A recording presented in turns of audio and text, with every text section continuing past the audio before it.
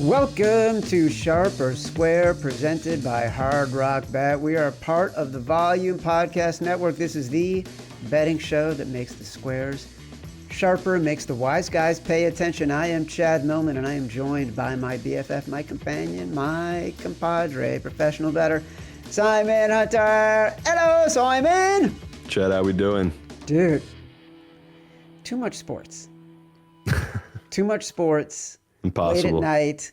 I like Thursday night, Friday night, Saturday night, Sunday night, Monday night. I can't stay up this late. I love it, but I have no life, so this is my life. So this is what I live for. So I saw a bunch of people complaining about NFL schedule, like there's the England game, and then they got the two double headers on Monday, and it's just too much. And I'm just like, I want it. I want more. I wish there was, after that game ended, I was like, I could go for another Pacific game right now. I wish there was a Seahawks 49ers game right now. So between the baseball, the football last night, had all four on the same TV. It's like, man, this is good stuff right now. I got to get up in the morning and got to exercise. I don't have time for staying up till midnight every night for the sports. We're going to get to this Bears game because obviously I'm going to have strong opinions about it, but I want to talk about it when we actually talk about the Bears and the Saints because you've been loving the Saints all year. So I want to save that for that conversation. I do want to pour one out, Simon, for Brian Callahan, the Titans head coach for all of 23 games. In those 23 games, he went 4-19 against the spread, including a historically bad 2-15 against the spread last year. He was somehow 2-4 this year against the spread.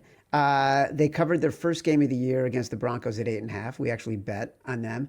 They miraculously covered 10 days ago again against the Cardinals. I know that was a crushing blow for many of us.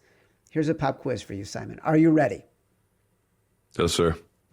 On average, can you tell me the spread, average spread, by which the Titans were underdogs in those 19 losses?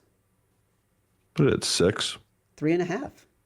Wow, that's a lot of respect. Closer than I expected, right?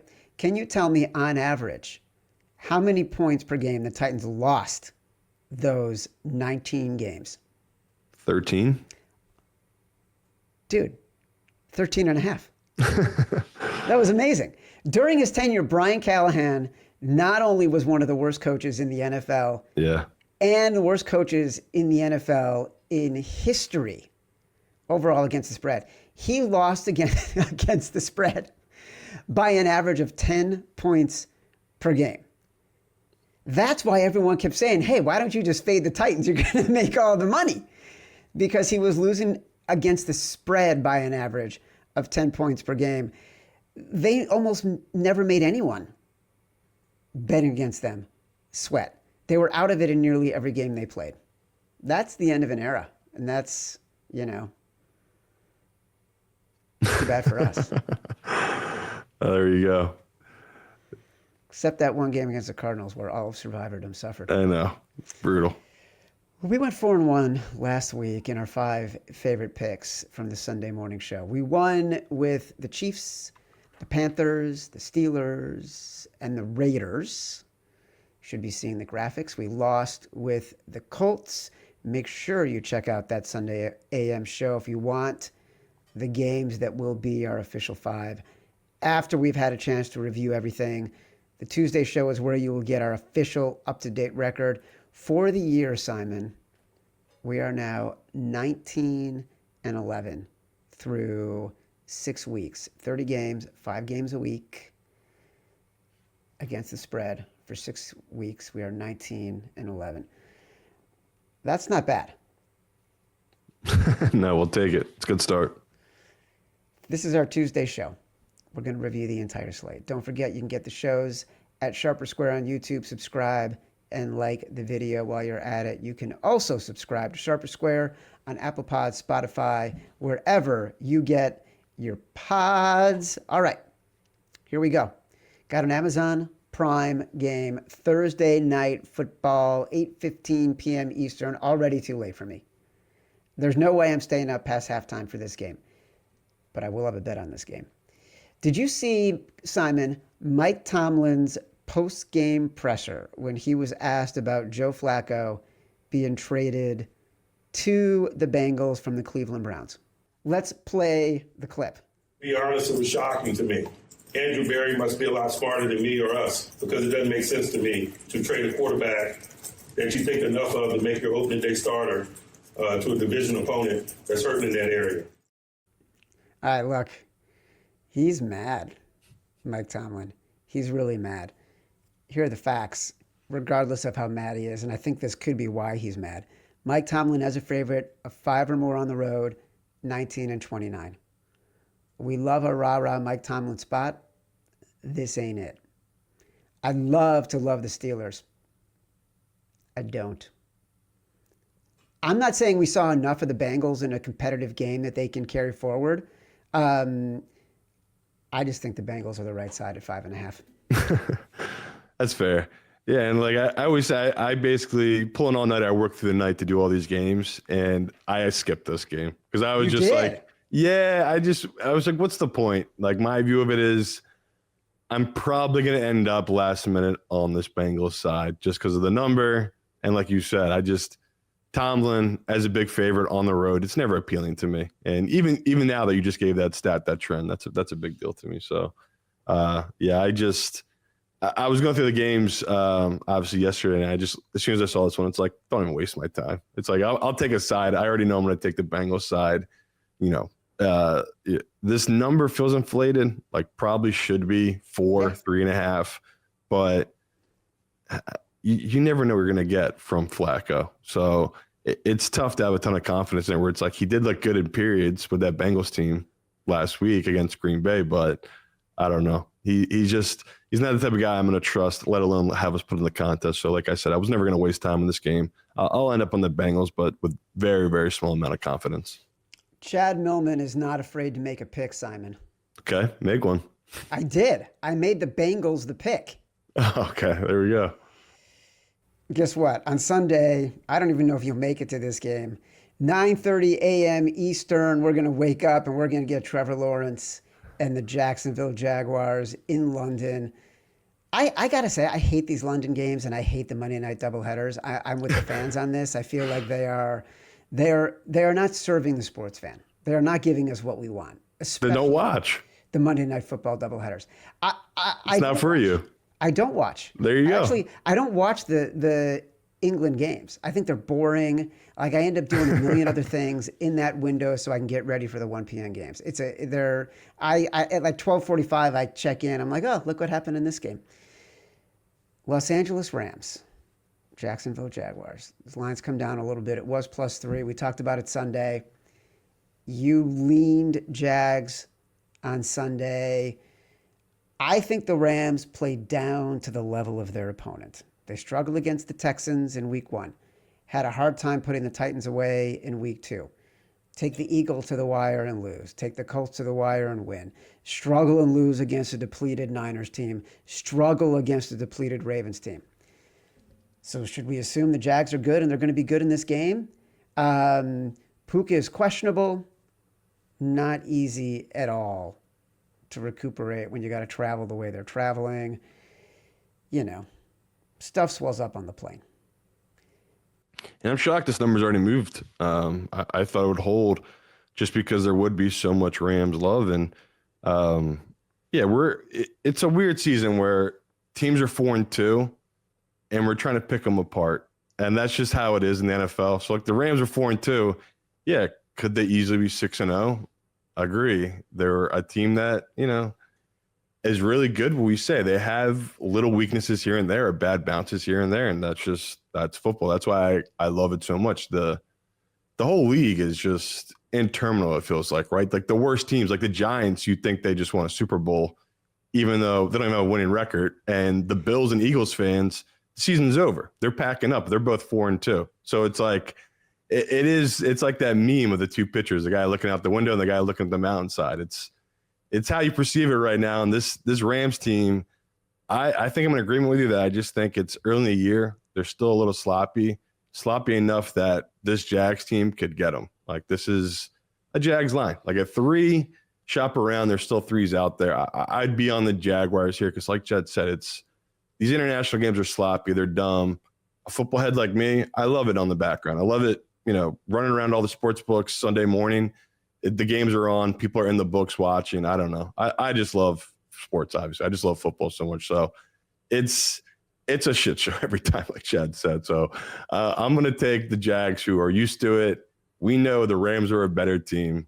This is not a Trevor Lawrence bet. This is honestly a bet on the flukiness, the randomness of London, and the fact that we're catching points on a team that honestly feels pretty equal to this Rams team right now. Yeah. So I was shocked that it was 3. The movement makes sense professionally. This is going to be all Jags money. Like I honestly think this is going to be one of the more public sides this week, just because people are thinking just like me. They're going to see the trends. The Jags win. They cover when they go to London. And why would you take the -3 on this Rams team if you can get +3 in this Jags set? So it's going to be interesting to see if it holds at 2.5. If it's -2.5 all week, that's going to make me feel even better about getting the 3, just because that's going to be such a key number, obviously, in this matchup. Yeah, I'm glad you mentioned Trevor Lawrence, because he's still trash. Like honestly, you are always going to be betting on the Jags in spite of Trevor Lawrence. And you look at his stats. Every game you look at his stats and you think, oh, pretty good. Like if you don't watch the games the way we do, and you just sort of watch the game that's on your local broadcast and you root for your team, and you're hearing about the Jags every once in a while, you see, oh, Trevor Lawrence, he's doing okay. Trevor Lawrence was pressured 23 times against the Seahawks. He was sacked 7. You can blame the offensive line. You would be just wrong. Blame Trevor. His average time to throw in that game was 3.1 seconds. That was the third longest. In the NFL, that's third worst of the week. His O-line didn't blow it. Trevor did. He's just talented enough to be tantalizing, to be interesting, to think, oh, he can do it. I know. And then he's truly a hindrance to this team. He really is. Like, if they had someone who was a little bit smarter, and I know that sounds nasty, like I'm calling him dumb, but what I really mean is like someone who reacted better to what was happening on the defensive side of the ball and moved quicker and understood the scheme of the offense better, they would be a juggernaut. The way their defense is playing, the way their line is playing, they would be awesome. He is the problem on this team. But yeah, it's a Jags bet. Unfortunately, it's a Jags bet. Las Vegas Raiders. We loved them on Sunday. They did us fine. At the Kansas City Chiefs, we loved them on Sunday night. Dude, that was just phenomenal. All flowers for you, because we were on it from the early part of last week, and it continued to move in the Chiefs' direction, even though all the bets were coming on the Lions. And it kind of was never even a sweat. Big move after the Monday night game. Chiefs were 10.5, went to 11, went to 11.5, even touched 12 before started to see some buyback here. I don't know, man. It's a bad spot for the Chiefs.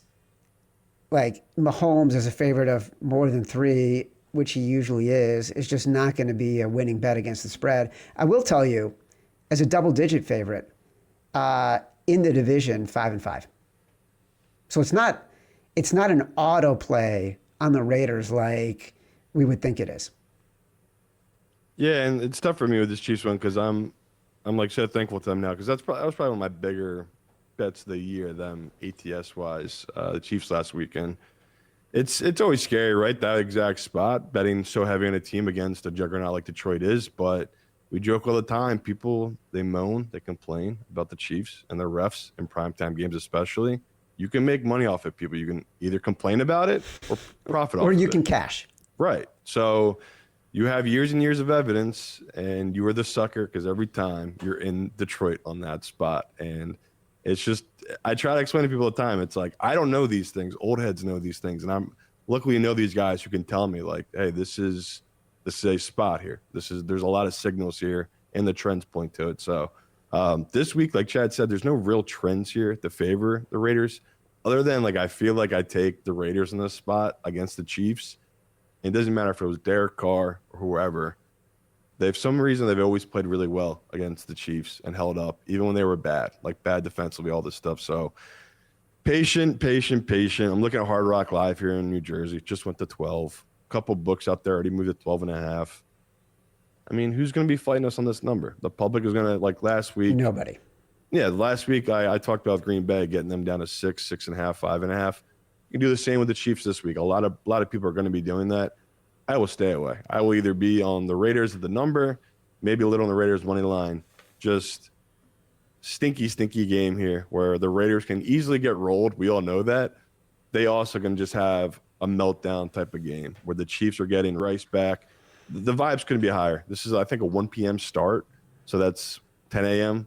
for both these teams kind of in a way, right? Like that's, I know that Chiefs are on West Coast time, but it's right there. And there's been fluky games at this exact spot, these day games with these matchups between these two teams, and the Raiders is a big dog. So not giving it out yet. I want people to be patient, just seeing the way the number's going. Let's see if we can get 13. At 13, I'd feel comfortable taking this number on this Raiders team. At 11.5, there's no need to rush in on just a dead number. Yeah, and look, there are, if like we always say, if you squint, you can see certain matchups that might benefit. I can't. It's all negative. Raiders. I'm trying to. We and you hate Geno right now. We hate Geno. Well, yeah, look, I can't imagine this Geno matchup with Spags. We totally hate Geno, but here's why. Like just the other than the number, if you need something to hold on to, you need a little handrail on the roller coaster. The Chiefs' rush defense is just truly bad, worst in the NFL. If the news out of Las Vegas is true and that Pete Carroll is just getting super frustrated with Chip Kelly and the way he's calling these games and the minimal amount that he is putting Geno Smith in a position to throw the game away, and Geno he just wants Ashton Genty to get the ball. If they can give the ball to Ashton Genty, will they be able to take advantage of a Chiefs defense that cannot stop the run right now? Or flip side, is Spags going to know that they won't trust Geno and just stuff the box and make it impossible for them to run?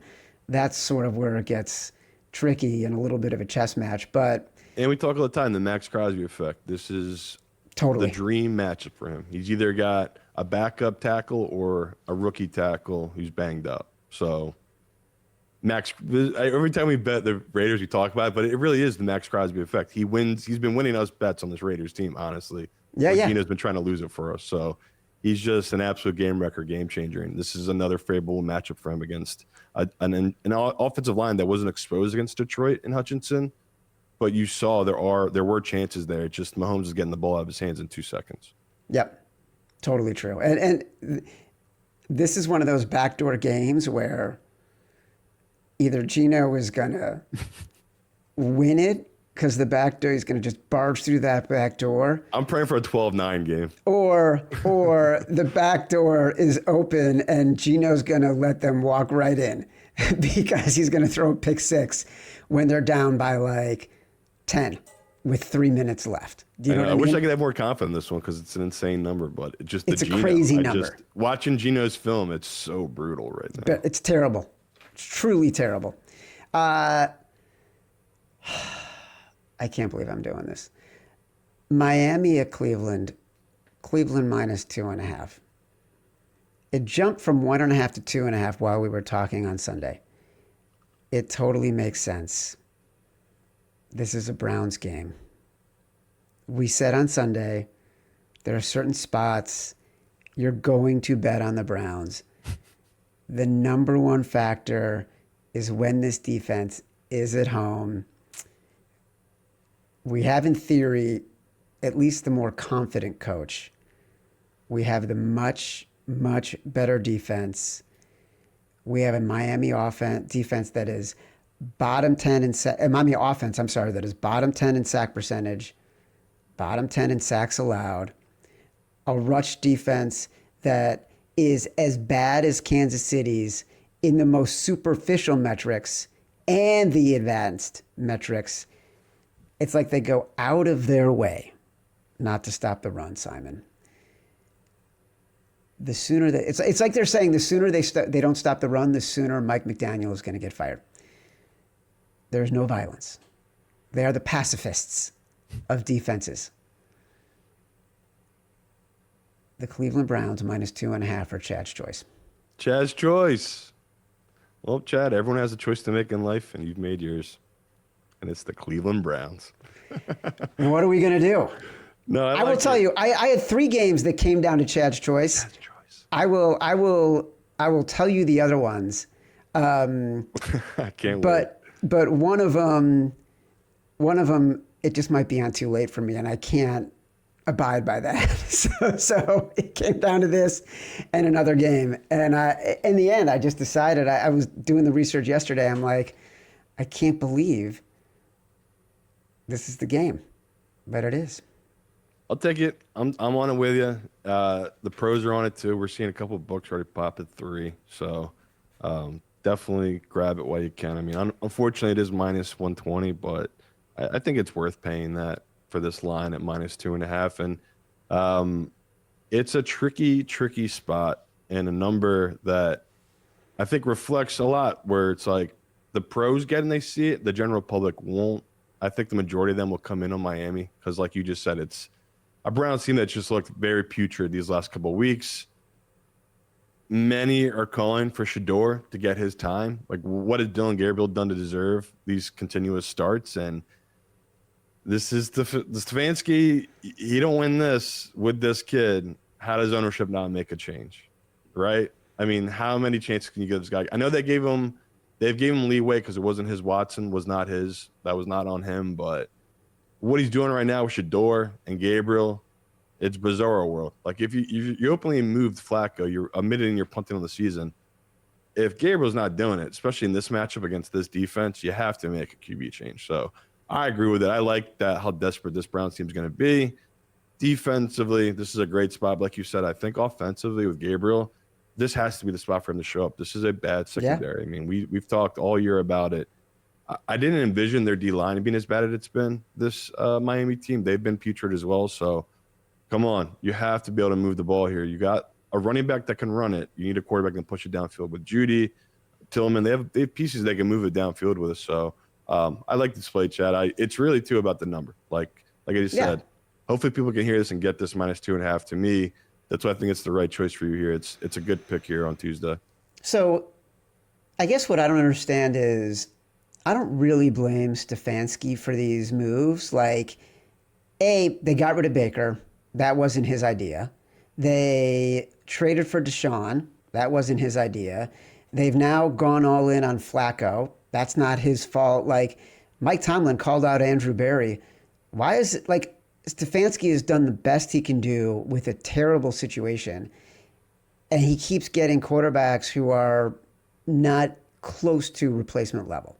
And so why should he get fired? Why isn't the GM getting fired? It's fair. It's all fair. But at the same time, if he is just a puppet, then yeah, you're right. But he has to be making decisions at this point. Like, he can't be still getting railroaded by a GM that's failed so miserably, like you just said, in so many different ways. I just don't believe that. I think a lot of this is Stefanski. I just never thought he liked Shedeur. I think that, like you said, I think the GM made that pick, or the owner did, and he's never liked it, where at this point, you just at least have to see. Put him out there, let him fail, and no one will ask again. Someone like me will not care.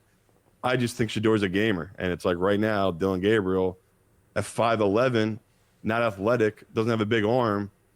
What are we doing here? This guy will never be a pro in this league. It doesn't. You need to at least do one thing great in football in 5 categories. He is 0 for 5 in all the categories. So I'm not seeing it where Shedeur, we've at least seen the arm talent and some of the athleticism. So that's just my push against Stefanski at this point. This to me is the dream matchup. If at half you have 3-0 points, you must make a QB change. Ownership, I believe, will make a call at that point. It's too good of a matchup not to put up points against Miami, like you said. It's a good number, good spot for the Browns defensively. Offense needs to show up against this bad Miami defense. And that I agree with. We get some weather. Yes, that would be nice, right? That'd be nice. A little slop. Listen, I agree with you on Shedeur and Stefanski. If he's not playing Stefanski, that's not the GM. That's just Stefanski being stubborn, and he's not doing any better with Dylan Gabriel. That, back in the corporate world, we used to call that a pocket veto, right? Like the big boss would come in over the top and say, you got to bring this person in. I want you to try to develop this person. And then they would never do anything with the person, just pocket veto. And that's what that will begin to feel like with Shedeur. So let's see if that becomes a factor with Stefanski and the Browns in the coming weeks. Let's get to it, man. New Orleans Saints at Chicago Bears. The Bears are 5-point favorites. Listen, someone liked what they saw last night. This line actually moved from 4.5 to 5 to 5.5 at a lot of places right now. After the Bears' last-second win over the Commanders. Let me just set the scene for a second. I was so frustrated with the Bears last night, I actually forgot I had bet the Bears at plus 4.5. And because Caleb Williams, I don't think Ben Johnson was putting Caleb Williams in spots to succeed. He was calling plays that 3rd and 1 call, that 4th and 1 call. Like, Caleb is not the guy who you can give a play call where the first read isn't going to be available immediately. He doesn't play that way. Like, he gets in his head, he runs backward, he gets caught in the rush. That's just not his game. It's also not his game to throw intermediate passes accurately on 3rd and long. That's not how you're going to win games with Caleb Williams. I thought the Bears did a great job last night. Their defense was awesome, except for 3 miscues by Dennis Allen, where he wasn't rushing the passer with more than 3 or 4 when he should have been. The penalties were ridiculous. Some ticky-tacky, some just sloppy and undisciplined. I'm really glad my phone died before the end of the first half, so I got to avoid all the angry, emotional texts from all my buddies. I didn't get anything charged again until the end of the game. But, man, it was a roller coaster. A roller coaster as a bettor, a roller coaster as a fan.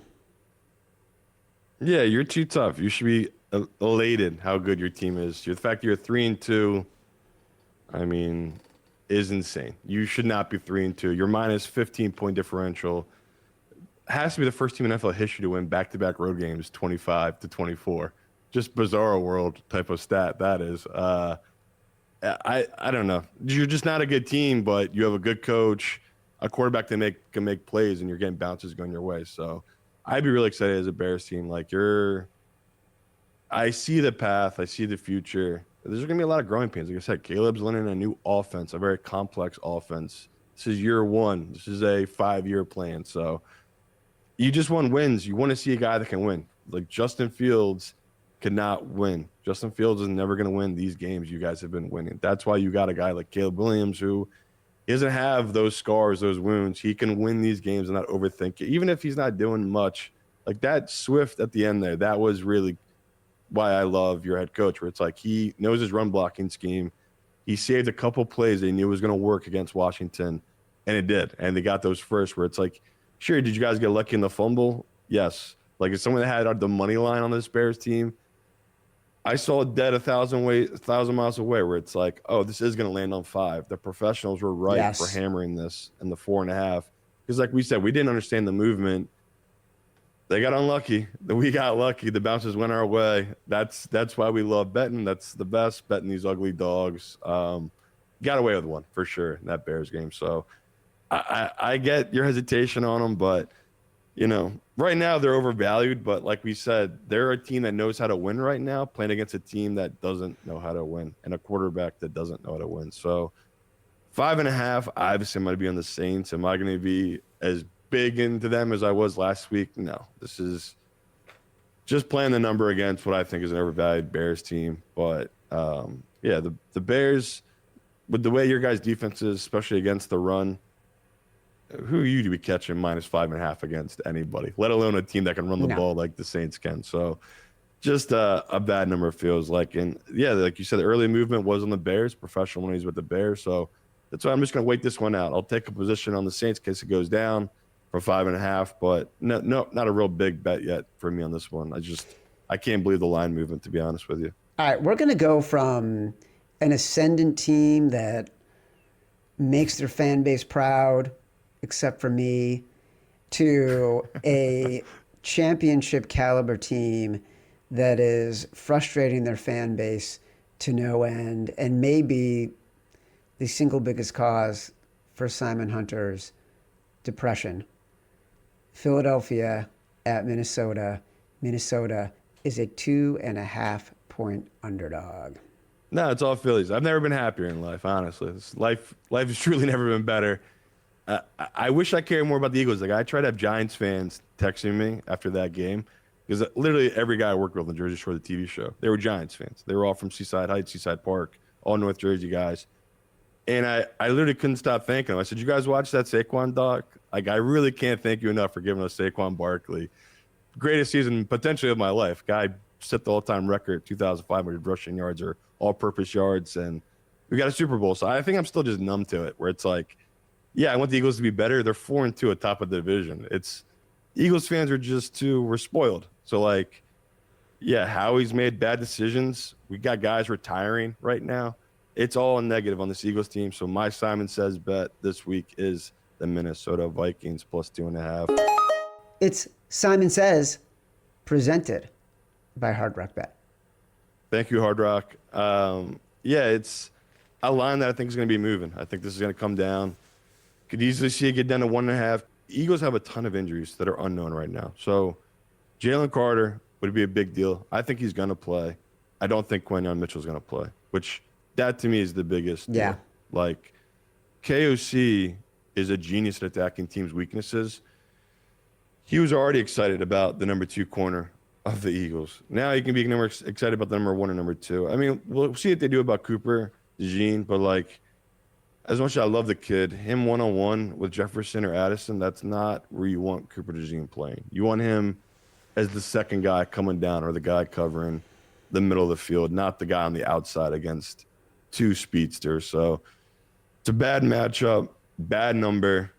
This is still an Eagles team that's being priced as if they didn't have a ton of problems, and I think the public will bet him. Why would the public be backing Carson Wentz? You know, not that he hasn't looked bad, he hasn't looked good, but I just think people are just not thinking. They're thinking this is a bounce back shot for this Eagles team, where it feels like a Minnesota spot offensively and defensively. The problems the Eagles have up front, the blocking, the injuries, all of it. I don't know if this is the kind of game you get right against. So Sirianni's saying all the right stuff. He said they've used the extra time to try to fix this offense. You're lying to yourself. You think 2 to 3 days of extra time because they played on a Thursday is going to fix this offense. I just think they need to get guys back healthy on the offensive line. So, yeah, it pains me to do. I got this line at a pick. It's 2.5. That's a key number. I'm going to give that out every time. So Simon Says, give me the plus 2.5 on this Vikings team. If you had a choice right now, would you rather have Nick Sirianni or Kevin O'Connell as your head coach?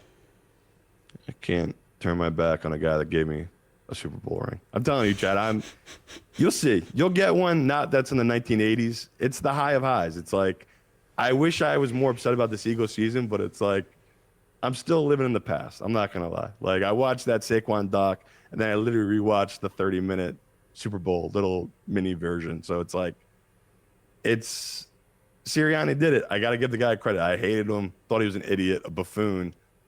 Whatever he does, it works. So he's not hiring his best friends to be the OC. Not a great idea, but we'll see what happens going forward. He to me is the right man for the job. KOC couldn't even beat the Giants at home in the playoffs. That's what I'll say about him. You're so funny. It's like Eagles fans, the number of Eagles fans I know who have rewatched the Super Bowl, have watched the Saquon doc, have done everything, like have just relived and relived the glory. Look, I'm one to talk. I literally have a VHS of like the Bears NFL films, 1985, hour-long, celebration of their season. You'll always have Devin Hester Super Bowl return. And I was there for that. And I've watched that clip a million times. I'm not even a Bears fan. It was amazing. Oh, it's totally amazing. It's the last time with the flashes. That's why I love it so much. That's right. That's totally. Like oh my God. Before iPhones. You're so right. Yeah. That's 100% accurate. By the way, Darren Ravel gave me that VHS tape. It was a gift. What a It's guy. like, you know. All right, look, the basic stats are true, though. We don't know if Jalen Carter is going to play. We don't know if Quinyon Mitchell is going to play. But either way, this is a defense that is 21st in the league, EPA per play when they are playing. So I think you're right about how it's being priced. Value is on the Vikings here. Is there value, Simon, on the New York Jets as 2-point underdogs hosting the Carolina Panthers? Oh, God. Winless teams, this is from Killer Sports, winless teams as home dogs week 7 or later since 1989. 48-39 against the spread. But look, I was hoping that was going to be better. yeah, look, this is a trend, the law of averages, regression to the mean, whatever we want to call it in terms of this can't keep happening, is the only reason to bet on the New York Jets this week. It's not even like, sometimes when you're making a bet in situations like this, a gross bad bet, it's like you have to believe in the unseen. This is, I think, we have to disbelieve what we have seen, because what we have seen is so bad. The coaching miscues, the playing miscues, the strategic miscues, the utter incompetence. This isn't a team that's sort of been unlucky. This is a team that is truly horrendous and lacks any kind of skilled play at just about every position. So we know we're getting the Panthers at a high. We know we're getting the Jets on a low. We've loved the Panthers the past couple of weeks. How are we betting on the New York Jets? How are we doing it? How are we asking people to do it? This is sharper square. Obviously, the square side is easily the Panthers, the sharp side's going to be Of course it is. It is a game where if you've been betting with us on these ugly dogs, you do have to hold your nose, unfortunately, and take the Jets. But you can be patient. Like we said, the number is moving. I believe Garrett Wilson might get put on IR or something. He might miss like a couple weeks. They're saying he might have a real injury. So, he's their best weapon. This should keep moving up. We should keep getting a better number. But confidence-wise, it's not there for me. But like Chad said, trying to be smart, trying to play the numbers. And I've talked about this whole Bryce Young home thing, and I got to stick to it because I've staked my name to it now that they are a different team, a different offense on the road. How did the Jets not get one here? But my God, do I hate this team. I'm trying to lie to myself, be like, well, maybe I'll have the confidence by Sunday to get this one in the contest. I just don't know if I'll get there because they got one last week that should have been their win. They're so poorly coached, they couldn't even steal that one. So there's no doubt this game things won't bounce their way like it did last week, right? Everything was going their way last week, and they still couldn't win that game outright. So get us up to 2.5. I'll have more confidence. Get me up to 3. I'll really be flying. But at +2, we are right now Hard Rock. I'll throw a little taste on it, but I'm not going to be too aggressive with it. No one's betting the Jets. It's only us. That's what I'm saying. This is going to be the sharp side. Yeah. The square side, no doubt, would be this Panthers team, which, as great as that win was last week, it's not that this Panthers team feels incredibly fluky at 3-3, but you see what you need that team offensively to be to hold up against with their defense. So we'll see. Because again, Justin Fields not the best passer either, but it's like, come on, Fields. This is a good matchup for you at home.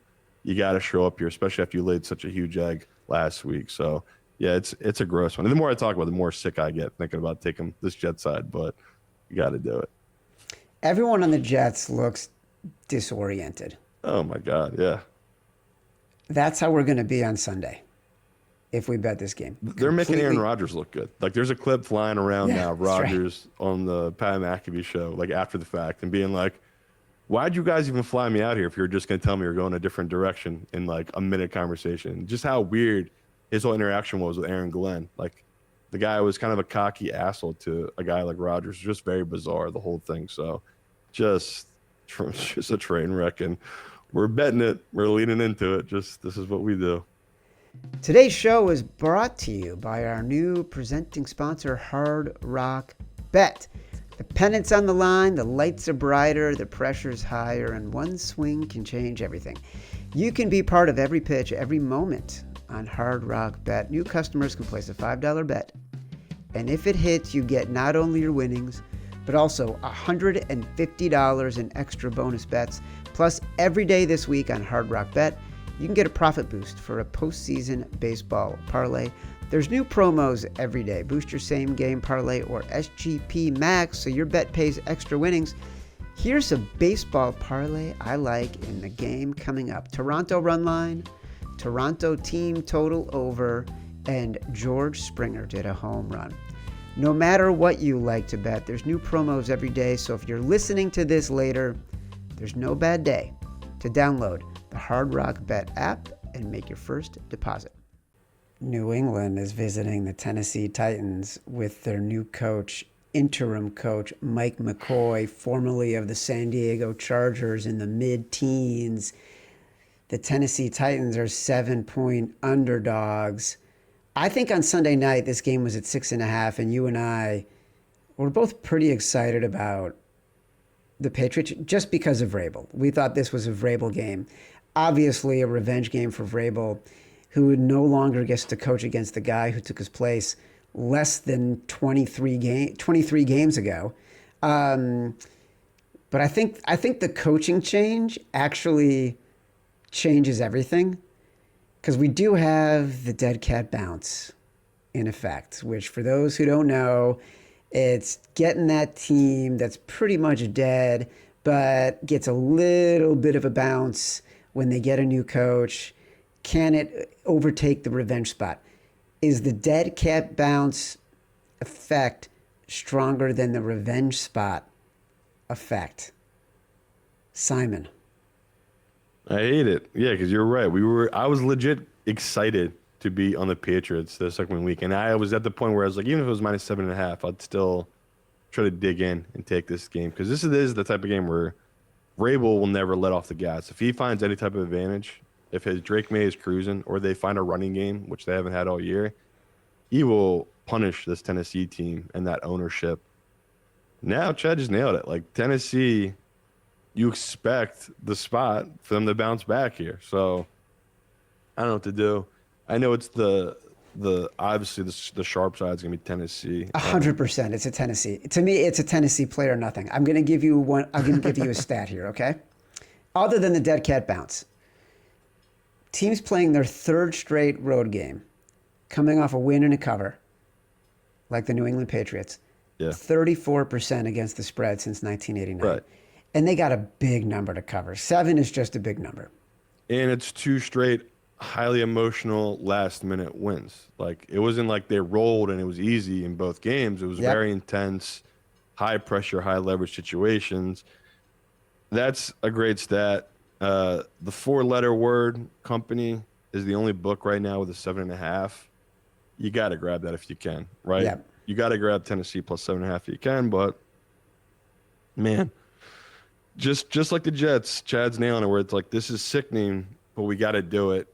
I mean, I don't want to say what my model number is, because people are going to talk shit to me, because this number is so off compared to it, where it's like I have way too much overratedness, respect for this Tennessee team. I was just going to fade it anyway. It's like, my dumbass computer doesn't know this guy Callahan can't coach himself out of a box. This man is an idiot. But like you said, they maybe they got rid of it. This is the bounce back spot. I'm gonna agree with Chad here, but man, this is another sickening spot this week. A lot of really sickening bets compared to last week. We were all chalk, which was fun. This week it's all ugly home dogs. It's almost like we're going back to 2019. I mean, I wouldn't mind a bad week, Chad. I want to cut my hair. I can't cut it because we keep winning. I can't change it. Yeah, so it's like, wouldn't be the worst thing to go 2-3, but obviously I want to win.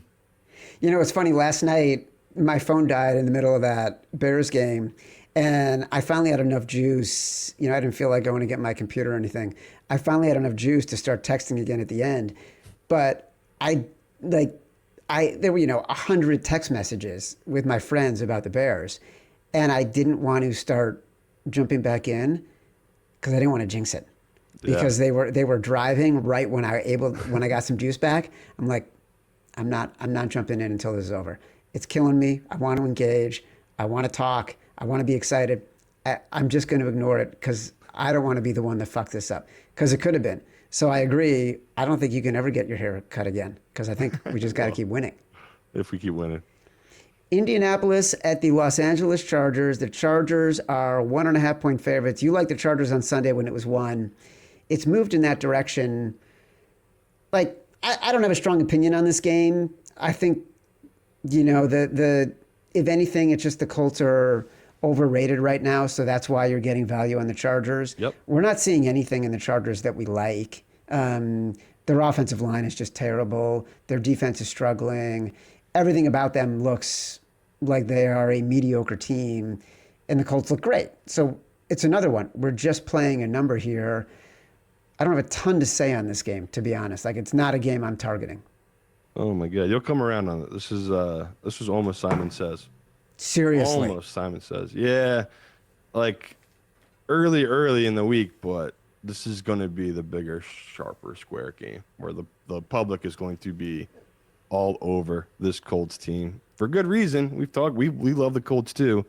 They're 5-1, but let's really dive into it. Like, this is a team that is playing at a really high level, but defensively, I think there is a good matchup here for this Chargers team, and that's going against this Colts secondary that can be passed on. And, hopefully Johnston's back for that offense, because him, Ladd, and Keenan Allen, that's a potent 3. That's a really, really solid 3.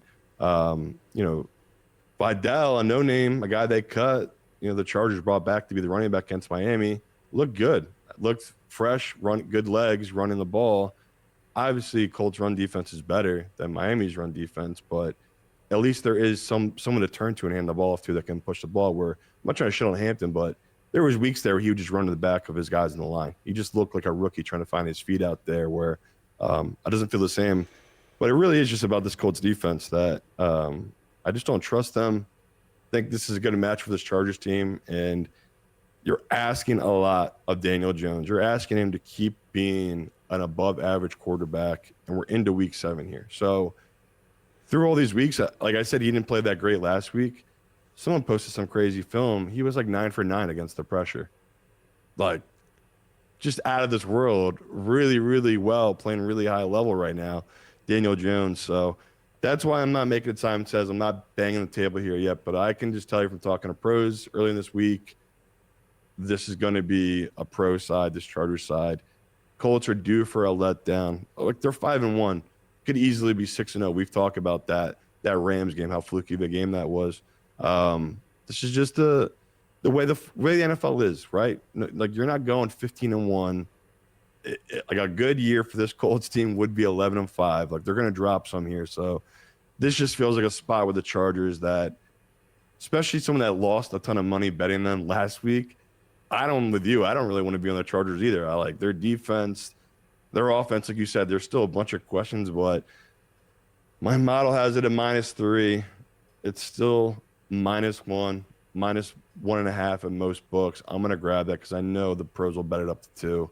I will be shocked by the time people hearing this if a couple of books don't pop to 2, because I know some really respected money that are going to come in on the Chargers today. So it's an interesting line, and I'm excited to see what the public does with it, because if it's like that Chiefs game where it was like 80% of the money was on a road dog again, I'll probably have to take a large position on the Chargers and hate myself while doing it. But it's like, I can't avoid those spots in those situations. The public forces my hand when they don't know what they're doing, and they're giving me a good number to bet into. The Chargers have really hurt our feelings. Yeah. 2 of the past 3 weeks. We've been on a tear, honestly. And when we've lost, it's been, whether we were in the contest or not, it's been because of the Chargers. Which is excruciating to think about. To think that we're going back to the well on Justin Herbert, I guess okay. Like, I know it's gross. Okay. Can I interest you? You said we're not doing anything sort of favorites.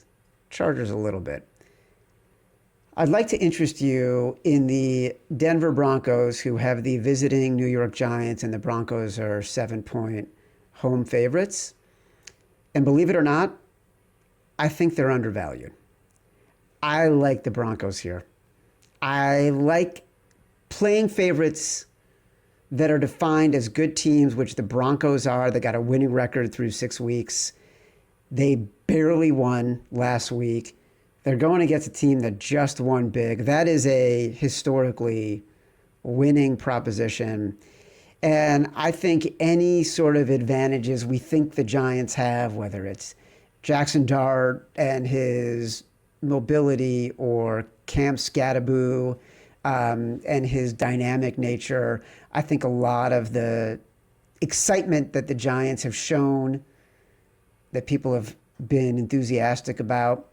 They've won 2 games at home. They got crushed on the road. They won against a depleted team in the Chargers. They won against a struggling defense in the Eagles. They are not going against a struggling defense in the Broncos. They are going against a legit, we are fully healthy, we are awesome, we can do whatever we want, especially against a rookie defense. Nick Bonito could be Defensive Player of the Year. Pat Surtain was Defensive Player of the Year.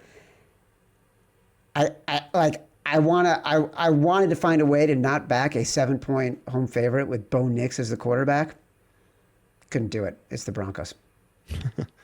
Yeah, I took Sunday night. I took a piece of the Giants because they were plus 7.5, and I thought that was a good number. You might get a 6.5, Chad. There's a couple out there, so yeah, I know. This could get bet down to a spot you like it. My fear of it is that which has been my issue with Denver all year, is Bo Nix. Like, the numbers aren't good. He's inconsistent. His feet, everything he's done, like his footwork has regressed from last year. That's the big negative part where you're right. Like, this Denver defense every week can win them and keep them in games. They're just dominant. 9 sacks last week. A lot of those are on Justin Fields, but it's also that's how good they are, where it's like, we talked about this, right? Having a shutdown corner, you can bring 5 because you have a guy that you don't need a double ever. You always can just have the 1-on-1 shutdown. So can't hate your play. I won't disagree with it yet because it's my only stance on the Giants was because of the number at 7.5. At 6.5, even at 7, I could be talking this Denver team. It is a nice spot against this young team that you would normally think extended time, like they had since Thursday, is good for a team. For someone like them that's super immature and doesn't know how to handle winning, I agree. Probably not the best. I can't imagine how they handled those extra days and how they've handled practice this week compared to a Denver team that has to feel like they lost. And I think Sean Payton treated it that way in the locker room. It wasn't smoke cigars riding around London on their bus. It was kind of a lot of yelling. We got lucky. We need to steal that one. Let's get the hell out of here and get back to Denver type of game. So I'm with you. You don't expect Denver to have a letdown after an international game like we saw with Cleveland last week. They're just not the same team. So I can get there if it gets 6.5. At 7, I'm indifferent as we sit here right now. Yeah, I actually, in my notes, I'm waiting until 6.5. I would take the 7 if I feel like it's not going to get there. If I see the juice start to move in a direction that shows it might go up to 7.5 again. But I really like the Broncos here. I just do. I think it's a coaching mismatch. I think it's a situational mismatch. I think it's a scheme mismatch. Bo Nix has generally played better against bad teams. This is a bad team. Yeah. Last week set aside, right? Teams coming off an upset win as a home dog of more than 4 points. That is the New York Football Giants, 43% against the spread since 1989. Killer Sports. How's that make you feel better? No, but it sounds right. Sounds right. Green Bay, the perpetually disappointing Green Bay Packers against the perpetually disappointing Arizona Cardinals, who either lose when we need them to cover, they cover when we need them to not cover. I don't know if Kyler Murray is going to play. I don't know if Marvin Harrison is going to play. I don't know if the backup running back who became their starting running back, who dropped the ball at the end zone against the Titans, is going to be playing. Hard game to handicap because we just don't know who the players are going to be. Yeah, I guess I'll avoid it. Honestly, I wanted to be on Green Bay. This So did feels I. like a good number for Green Bay, but I'm with you. There's too much unknown for me to bet into this at this point. Surprisingly, I would feel better, honestly, if it was Kyler Murray. But we've talked about Kyler Murray as a dog. It's the only time to back him. Super profitable. I just can't separate my hate probably from this Arizona team. And this Green Bay team, at some point, they are going to be undervalued by the general public, right? They haven't put together a couple weeks now. They have not put together enough for me to be confident enough to bet in them as a big favorite. But this is a good number. Like, my model has it 7.5. They're 6.5. I should be betting Green Bay, but I just don't know. Just same way I felt about the Bills, where it's like the Bills, they were getting too much respect on the team they're currently not. I think it's the same for Green Bay, where it's like this feels like a number based off still just public perception wise of what they've done in the past, where I honestly thought this would be like 4.5. And I was going to have great value in Green Bay. I could give them out, but at 6.5, I'll still give them out. It's still a good number, but I don't know what to do with this one yet, not knowing the starters are. It's interesting you say if Kyler was a starter, you'd feel better, because I would too. Like Jacoby, I feel like with Jacoby Brissett, the floor is obviously significantly higher and sort of consistent, and the ceiling is much, much lower. Like, you kind of know what you're going to get. We talked about what this year this has happened with these backups have started, look good in game one, and then once they have a little bit of tape on them, game two, they fall off a cliff, because it's like you can't game script the same 20 plays. You can't run his favorite 10 plays again. Like, it just doesn't work. So that's another reason where it's like kind of interesting with the Brissett in this spot that we've seen this year. Basically every team, the second start by the backup has been pretty much a disaster. Other than Jackson Dart. Or I guess even Jackson Dart's second start. His second start was a disaster. Yeah, he looked totally like a rookie. And then he got to go up against a terrible defense in the Eagles. So, he looked like a Hall of Famer again. He's a lucky guy. All right, well, let's put a pin in that one, because I want to talk about it on Thursday in case we get news about Kyler. Or, by the way, maybe we start feeling differently, like just talking about Jacoby Brissett in his second game as a backup. I'm starting to think, is Micah Parsons just going to have his breakout game as a Packer?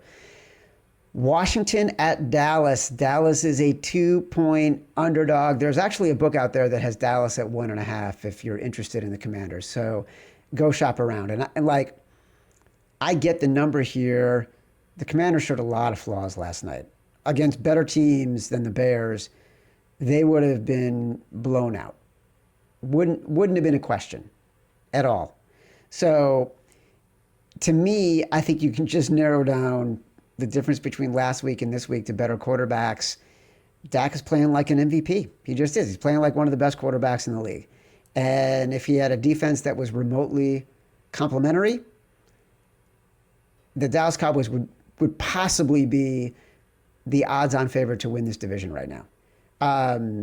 Instead, they're 2-point underdogs at home because their defense is tragic. I'd still lean Cowboys here. I don't really have a strong opinion on this one like I do other games.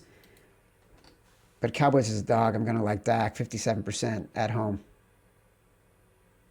Yeah, and for people asking about totals, like the under here, it's a gross under. The total at some books, Hard Rock included, is at 55.5. So Crazy. Divisional game. I get it. Both defenses are bad. People expect a ton of points. You've seen divisional games can just be ugly and sloppy sometimes, and because these teams just know each other so well, doesn't matter how bad their defenses or how banged up the defenses are, just can get really fluky in that way. And I am shocked how much respect professional money is coming in on this Cowboys team, because it's not just one book at 1.5. There's a ton of books. Oh, are there? That's been going on since we started the show then. So I honestly wanted to be on the Commanders here. I'm like Chad. I'll wait, talk to people, see what I'm missing. I just have them graded as a better team right now because of health. Where, think Terry McLaurin's going to be back for this game. Not the biggest deal if he's not, but it still would be an improvement. But the Cowboys, you go through their injuries, I don't know if they're going to get any of these guys back. Like, it seems like it's going to be another week for them being incredibly banged up defensively and across the offensive line. So Dak, once again, playing at MVP level, I think he has 11 touchdowns, 1 pick in his last, 3 or 4 games. He's just been incredible. It really is about the defense. So I get why the pros are coming in on this Cowboys team at 2.5. I get it. Makes sense for the early line movement. I'll be patient. Like Chad said, Washington's not a good team. I just think they're a better team than Dallas is right now. So if this flips and I can get Washington as a dog, that's the position I'd rather be on. If you're trying to force it right now and grab the 2.5 on Dallas, I don't hate it. You're joining the professionals early here on Tuesday, and they see something they really like in this Dallas side. I feel like I'm just sharp today. I'm on a lot of sharp sides. You are? Yeah. You're locked in? I'm locked in. Let's talk about the primetime games. We got a primetime spotlight. We're all going to try to watch them, even though they start, at ungodly hours, and the only person who can stay up for that is Simon. We know you're going to want to bet them, so we want to package our games into a primetime spotlight. First one up, Atlanta at San Francisco Sunday night. The 49ers are 2.5-point favorites at Hard Rock Bet. Still a lot of threes out there. I would like to play the Niners here. It's really a question of Brock Purdy. I think I'm just waiting to find out, is he going to play or not. Kyle Shanahan has said on Monday that he was hopeful Brock Purdy and Ricky Pearsall would both be doing positive things and making progress in practice this Wednesday. So we'll know more for Thursday's show. Atlanta's defense, totally legit. Totally legit. They're doing great things. I just feel like I'm going to fade a team that just beat the Bills in prime time because I know I'm getting probably at least half a point or a point of value on the other side. I don't know about that Atlanta defense. They gave up 30 to Carolina and 27 to Mariota when he was backing up for Washington. So I do have questions. They did look good. They played well. Honestly, Josh Allen, just an off night. I mean, there's nothing more brain dead than the old guy in the back corner of the sportsbook saying, Josh Allen's got weak legs now.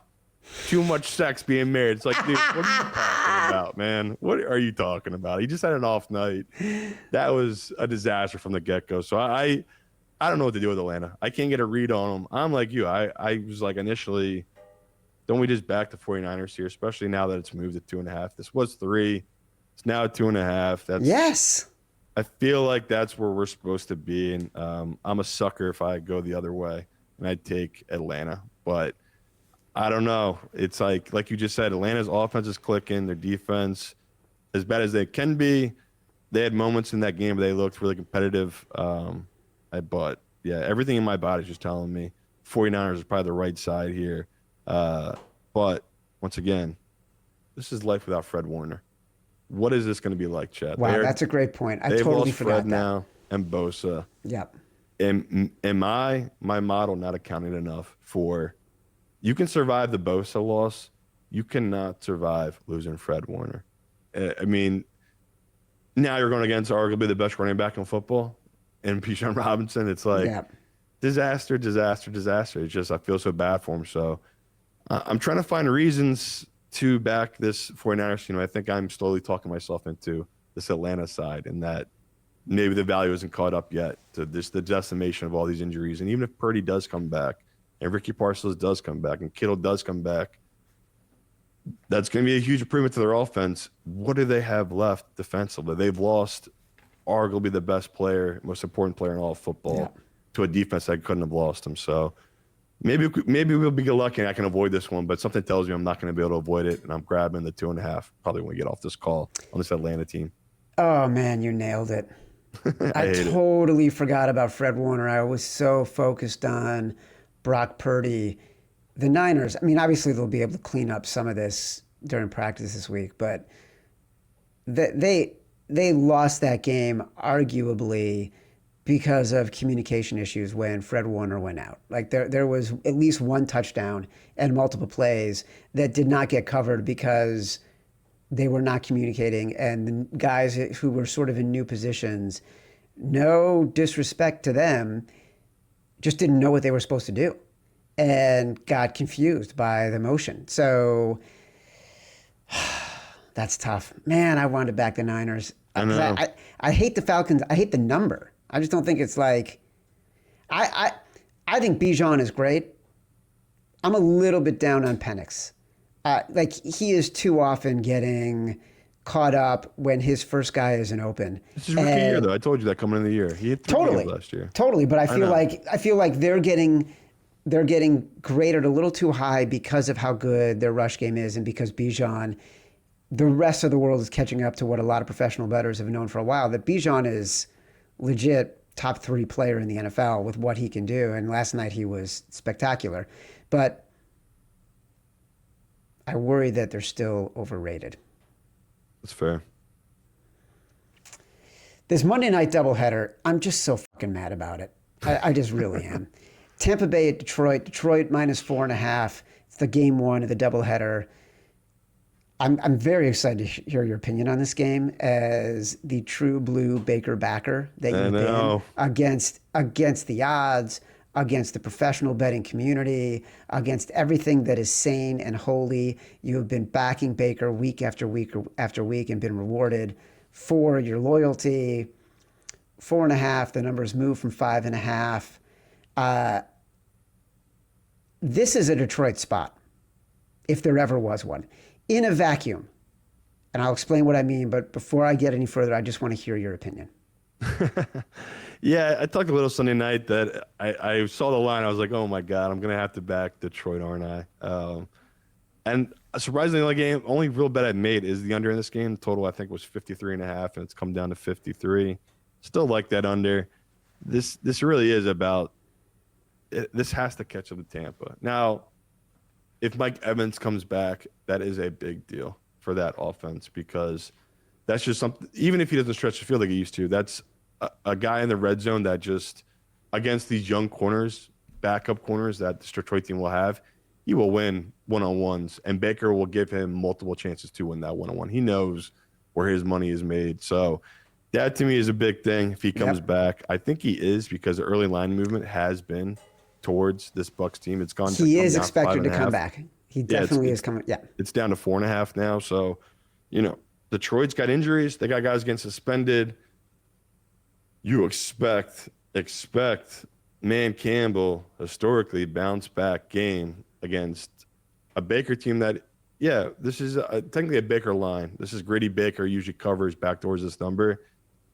He is so due for a bad Baker game, 3-pick Baker game. Like, we know that he has that in his bag. It's Baker. So it's all there for the bounce back. Detroit, shockingly, make this number -6.5. So, can't believe it. It's really about the injuries to this Bucs team, I believe, and all the injuries they've had compared to Detroit, who does have injuries, but historically their offense in these spots just roll teams. And I'm going to dive into the trends and stuff, but I just feel like every time Campbell has a day where their 4th downs don't work, like the previous game, the next game they go 5 for 5 on 4th downs or whatever it is. I know I'm probably just making that up, but it feels that way because he's a 70% cover. Like, they didn't cover last game. Usually these are the spots they bounce back and cover. So I know, Chad. It's sickening going against my guy Baker. He's been so good to me. He's one of the few guys who I've just been betting every week, and he's just don't need to watch because he's going to win it for me, but I do watch because I love the ride. But yeah, this is Detroit number, Detroit line, and I'll probably end up on that side. I'm so glad to hear you say that. Because I didn't want to have a fight about this. Because I love Detroit here. I'm worried about, the lack of corners, and Brian Branch, who has already been suspended. He can appeal. He might be able to play this weekend, but he's going to lose that appeal. I think we got to expect that he's not going to be playing this weekend. This is just it's a Lions line. Are you kidding me? The Lions at home in a dome. Jared Goff at home in a dome in his career. So this includes the Rams, but mostly the Lions. 69% against the spread. Like, this is the spot. You gotta back the Lions here. I love the Lions here. I'm so glad to hear you say that, because I was afraid we're gonna have to have a big debate about this. No, if my model had it on Baker, I would have been on Baker, but I'm going to trust my computer because I know I'm too close to it. It's like I just love You are very I just close love to betting it. on Baker. It's the best. You do. And it's great. And it's a roller coaster. It's the difference between you and me. You love that ride. I want to stay off that ride. I want that ride to be smooth and easy from the start from the start of the game. I just want to be right. I don't want the ride on the way to being right. That's the difference. One more Monday night game. Houston and Seattle. I said I had 3 games I was thinking about for Chad's choice. I went with Cleveland -2.5 against Miami. The other game was going to be Denver and the Giants, but I wanted to wait for the 6.5. This was my other game. Houston +3.5 Monday Night Football against the Seattle Seahawks. This game's going on at 10 p.m. Eastern. There's no way I'm going to be up for this game. Take a nap midday. What's that? Take a little nap midday. You'll be up late. Take a nap from like 1 to 2. Give you an extra 2-hour boost that night. I don't know, but I got to, I like to exercise in the morning, and that's even better. Work out so hard you pass out after. That's the best. It just, it throws off my whole schedule. I bet the Texans at +3.5, the first bet that I actually made. Look at Chad, sharp Chad. Look, we love the Seahawks after their win over the Jags, and the defense is great. I think the Texans' defense is actually better across like the cool kid metrics. The only area where the Seahawks are measurably better on defense than the Texans is against the run. The Texans are actually mediocre, but I actually, in a weird way, think that plays into an advantage for the bet because it means the Seahawks, who have historically been bad at home under Mike Macdonald, like demonstrably worse at home, that plays into the bet because maybe they'll just try to run the ball more and chew up the clock, and it's going to be a lower scoring game with more opportunities for the Texans to keep it close. So give me Houston +3.5. Boom. Yeah, love it. Don't understand this line at all. 3 is right. 2.5 feels right. I cannot believe we're getting the hook. I mean, the total is 40.5. So anytime you have a low total like that between 2 good defenses and they're giving you the hook, don't think it. Just bet it. Houston in this side. This is, I mean, we don't really talk putting Monday night games in. This could be one of them that we do because it's like an insane number. Seattle is good.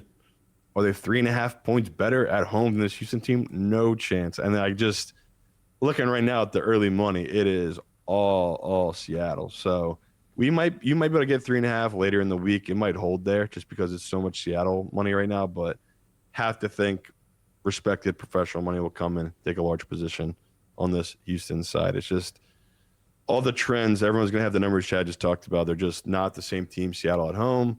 They're not what we were used to in the mid-2000s of just a dominant home field advantage. It has not been that way, especially the last 5-6 years. So 3.5 with the hook. Can't avoid it. Love it. Give me Houston +3.5. I'm a little worried that we're going to have both Detroit and Houston in the contest, and just like it's going to be a miserable Monday. It'd be tough because we nailed, obviously, last night. We went 2-0. We were on Atlanta and the Bears. Yeah. And it's like, are we really going to keep rolling the dice and think we're going to have just keep crushing these primetime games? Because primetime games, people have probably seen it. Dogs have been unreal on these primetime games these last couple of weeks. I think it's all outright wins too. Now I'm thinking about it. I think the Chiefs are the only favorite I can think of that won. Is that crazy? I think that's right. So yeah, it's the Giants on Thursday night. Love Detroit, love Houston. This could end up being our contest, which is crazy. I'm looking at our lineup right now. Got a lot of games we like though. We liked Cleveland -2.5. That was Chad's choice. Leaning New Orleans +5.5. So that'll be a conversation. Simon Says was Minnesota +2.5. Oh yeah. We're gonna talk about the Jets as underdogs. We're definitely gonna talk about Tennessee as an underdog. You love the Chargers -1.5. I really want to bet Denver. I'm hoping it gets to 6.5. Really sounds like I'm getting my hair cut this week. Oh, I know, right? We're too confident. Truly.